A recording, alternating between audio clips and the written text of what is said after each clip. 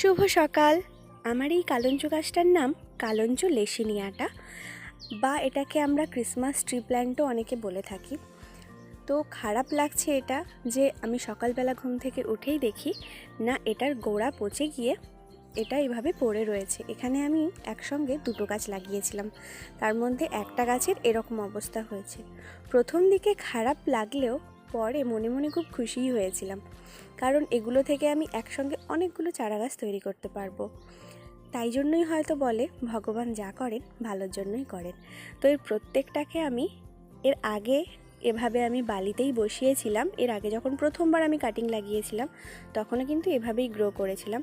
তো তাই আমি এই কাটিংগুলো যেগুলো পচে গিয়েছিল সেগুলোকে বাদ দিয়ে তারপরে আমি এগুলোকে বালির মধ্যে বসিয়ে দিয়েছি। কোনো কিছু না দিয়েই বসিয়ে দিয়েছি, ওটা গ্রো করে যাবে অটোমেটিক্যালি।